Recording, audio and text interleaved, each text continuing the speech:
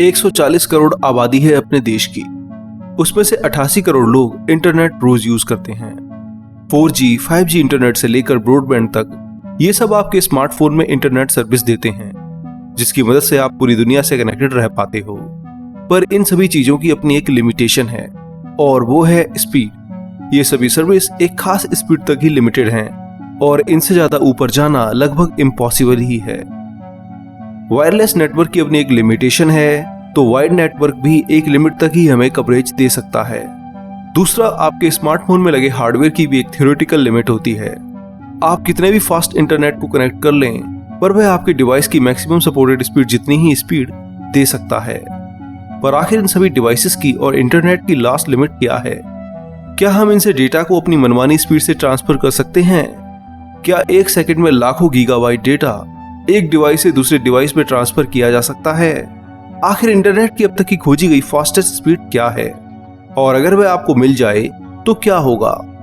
इन्हीं सभी बातों को जानने के लिए चलिए मेरे साथ इंटरनेट की सबसे हैरान कर देने वाली यात्रा पर, जहां आप इसकी स्पीड को पहली बार एक अलग नजरिए से देखोगे। भारत में आज से 20 साल पहले हर कोई 2G इंटरनेट यूज करता था। उस समय मोबाइल नेटवर्क की डाउनलोड स्पीड बेहद ही कम 40 किलोबिट पर सेकंड होती थी, यानी कि हर सेकंड में आप केवल 5 KB तक मैक्सिमम डेटा डाउनलोड कर सकते थे। साल 1991 में लॉन्च हुआ 2G भारत में बहुत देर से आया, पर इसके आने से बहुत से भारतीय पहली बार ऑनलाइन वर्ल्ड से जुड़े।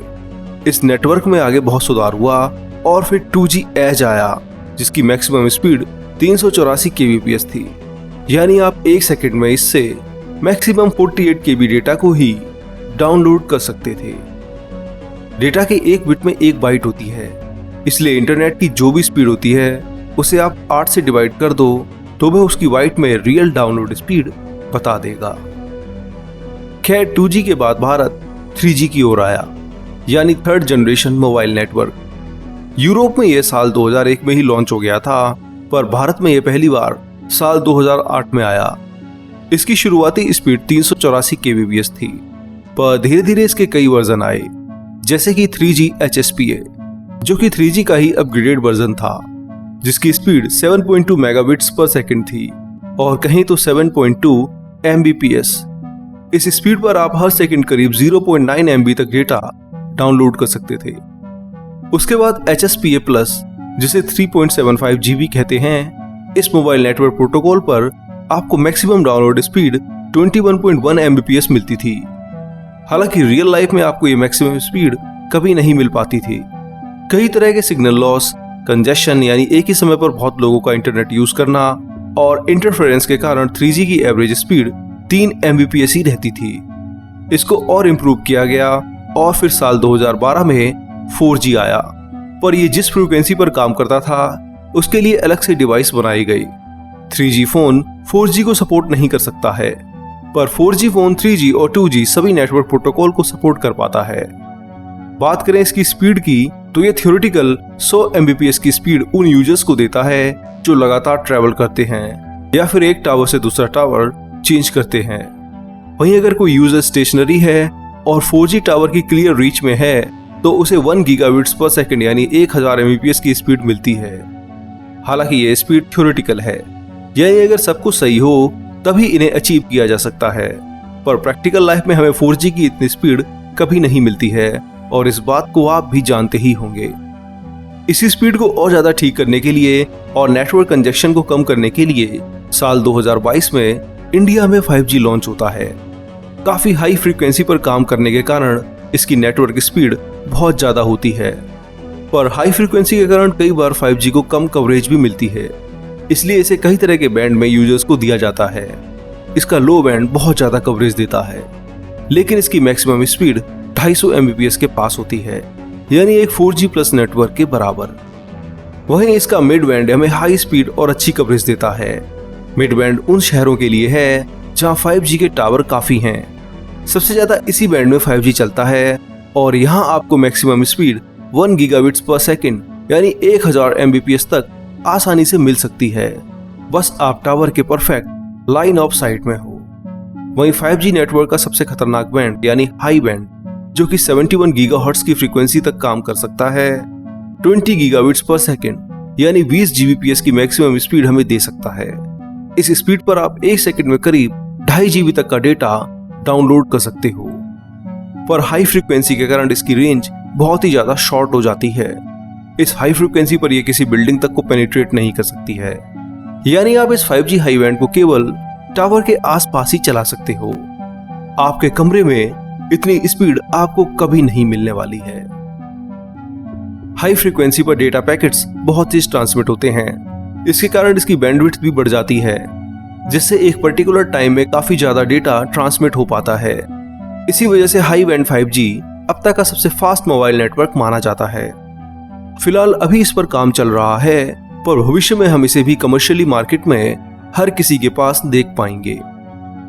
हालांकि अगर हाइपोथेटिकली आपको इतना फास्ट वायरलेस नेटवर्क मिल भी जाए तो उसको हैंडल करने के लिए हमारे पास डिवाइसेस नहीं हैं। आजकल के हाई एंड स्मार्टफोन 5G के 11 से लेकर 15 बैंड ही सपोर्ट करते हैं, जो कि 900 मेगाहर्ट्ज से लेकर के 3300 मेगाहर्ट्ज यानी 3.3 गीगाहर्ट्ज तक की रेडियो वेव भी होती हैं। ये सभी 5G के मिड बैंड हैं। इंडिया में कमर्शियली अभी हाई बैंड कहीं नहीं दिखाई देता है। हालांकि जियो, एयरटेल और वोडा के पास 26 गीगाहर्ट्ज की मैक्सिमम फ्रीक्वेंसी भी अवेलेबल है, जिसे मिलीमीटर वेव भी कहते हैं। इसे N258 बैंड भी बोला जाता है।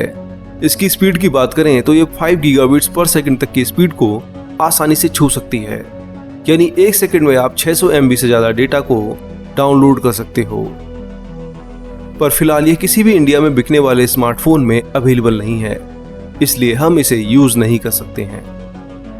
खैर, मोबाइल नेटवर्क से आगे बढ़ते हैं और चलते हैं ब्रॉडबैंड की ओर, जिसमें आप ऑप्टिकल फाइबर की मदद से बिना किसी सिग्नल इंटरफ्रेंस और परेशानी के कांस्टेंट नेट स्पीड का मजा ले पाते हो। आजकल हर इंटरनेट सर्विस प्रोवाइडर आपको 1 Gbps की स्पीड तक का कनेक्शन देता है, और ऐसा सिर्फ ऑप्टिकल फाइबर की मदद से संभव हो पाया है। इससे पहले कॉपर वायर यूज होती थी, जो कि इलेक्ट्रिकल सिग्नल के जरिए डेटा ट्रांसमिट करती थी। वहीं फाइबर ऑप्टिक्स में लाइट स्पीड से डेटा ट्रांसफर होता है। लाइट यहाँ पर लगातार रिफ्लेक्ट होते हुए काफी दूर तक ट्रेवल करती है। लाइट पल्सेस के जरिए डेटा को ट्रांसफर किया जाता है, जो बेहद ही कम सिग्नल लॉस करते हुए सीधा यूजर के पास डिजिटल फॉर्म में पहुंचता है। इसी फाइबर ऑप्टिक केबल के जरिए पूरा इंटरनेट आज काम करता है। समुद्र में बिछाई गई हजारों किलोमीटर लंबी केबल्स, जिन्हें सबमरीन केबल भी कहते हैं, ऑप्टिकल फाइबर केबल होती हैं, जो कॉन्टिनेंट्स और कई देशों के बीच सीधा इंटरनेट देती हैं। 99% इंटरनेट यानी जो कुछ भी हम और आप करते हैं, YouTube पर वीडियो देखने से लेकर चैट करना और कुछ भी डाउनलोड और अपलोड करना, सभी इन्हीं केबल्स के जरिए पूरा होता है। मोबाइल नेटवर्क से लेकर के ब्रॉडबैंड सभी इन्हीं केबल्स के भरोसे हैं। समुद्रों में अब कई इस तरह की केबल्स इंस्टॉल हो चुकी हैं, जो इस तरह काम करती हैं कि अगर कोई केबल ब्रेक भी हो जाए या खराब हो जाए तो भी आपको इंटरनेट लगातार मिलता रहता है। इंटरनेट सर्विस प्रोवाइडर फिर सी केबल कंपनी से एक खास बैंडविड्थ और कैपेसिटी को हासिल कर लेती हैं, और फिर इसी को एंड यूजर यानी मुझे और आपको अलग अलग प्लान बनाकर दिया जाता है। पर क्या आपने कभी सोचा है कि समुद्र के अंदर ये फाइबर ऑप्टिकल केबल आखिर मैक्सिमम कितनी थ्योरेटिकल स्पीड दे सकती हैं?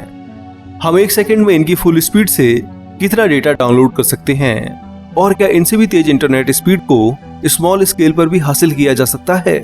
आइए जानते हैं। सी केबल्स आम ब्रॉडबैंड से लाखों गुना ज्यादा स्पीड रखती हैं। इनकी स्पीड टेराबिट्स में नापी जाती है। 1 टेराबिट्स में 1000 गीगाबिट्स होते हैं, और 1 गीगाबिट में 1000 मेगाबिट्स, यानी 1 Tbps स्पीड 1 Mbps से 10 लाख गुना ज्यादा है। सी केबल 150 साल से यूज हो रही हैं। पहले ये टेलीग्राफ के द्वारा यूज की जाती थी, जिनकी मदद से टेलीग्राम भेजा जाता था। उस समय इनकी स्पीड बहुत ही कम थी, पर अब पूरा सुपरफास्ट इंटरनेट इनके ऊपर टिका हुआ है।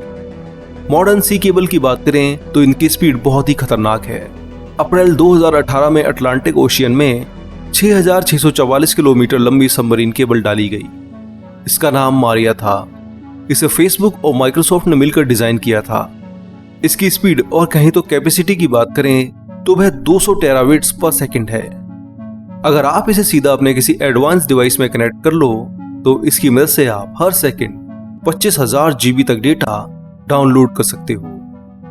हालांकि अभी तक ऐसा कोई भी फिजिकल कमर्शियली अवेलेबल डिवाइस नहीं है जो इस स्पीड पर आ रही डेटा को हैंडल कर सके।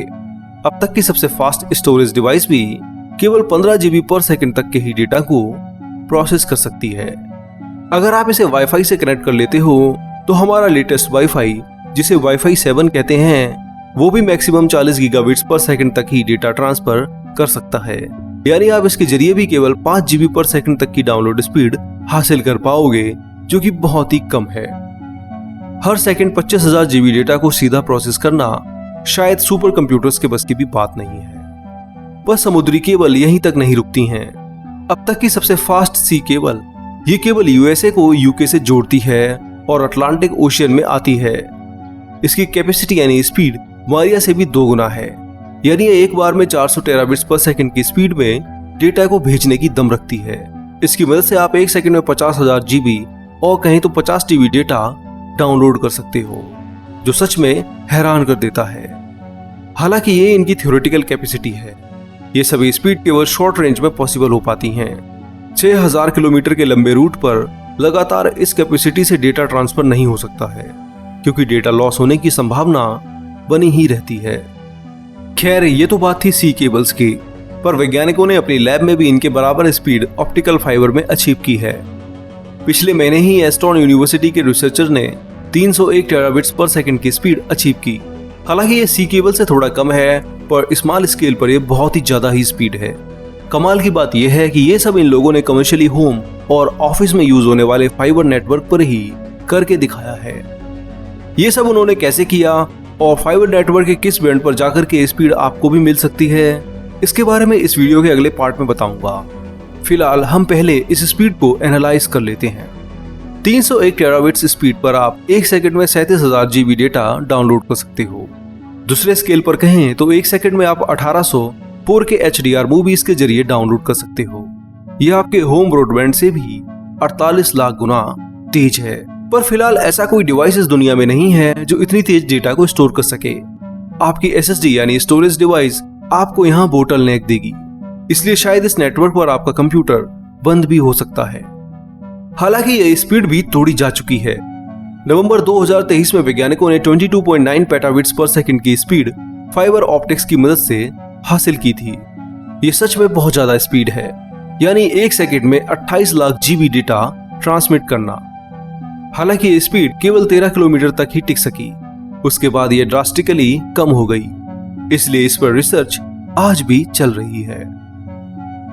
खैर दोस्तों, साइंटिस्ट भले ही कई टेराबिट्स पर सेकंड की स्पीड हासिल कर लें, पर नेटवर्क कंपनी कभी भी आपको इतनी तेज नेट नहीं दे सकती हैं। इस समय आप अपने घर पर 1 Gbps तक का ब्रॉडबैंड कनेक्शन ले सकते हो।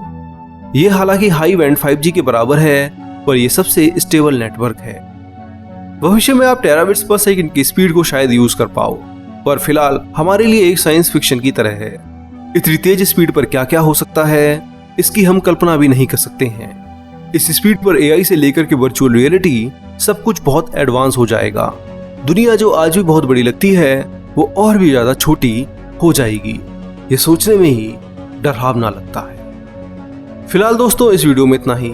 यहाँ आपने मोबाइल नेटवर्क की थ्योरेटिकल मैक्सिमम स्पीड और ऑप्टिकल फाइबर की मैक्सिमम स्पीड को जाना है और समझा है। हमने यहाँ 5G और सी केबल्स की बात की है। 99% इंटरनेट इन्हीं सी केबल्स की वजह से चलता है। अगर ये केबल्स खराब हो जाएं, तो हम पूरी तरह इंटरनेट से दूर हो सकते हैं, जो सच में हैरान कर देता है। दोस्तों, आपको वीडियो कैसा लगा और किस पार्ट ने सबसे ज्यादा हैरान किया, मुझे कमेंट करके जरूर बताएं। और इसके अलावा इस वीडियो को लाइक और शेयर भी करें और साथ साथ चैनल को भी सब्सक्राइब करें। अब मैं आपसे मिलूंगा अगले हफ्ते एक और मजेदार वीडियो के साथ। तब तक के लिए धन्यवाद। जय हिंद। आपका दोस्त शिवम।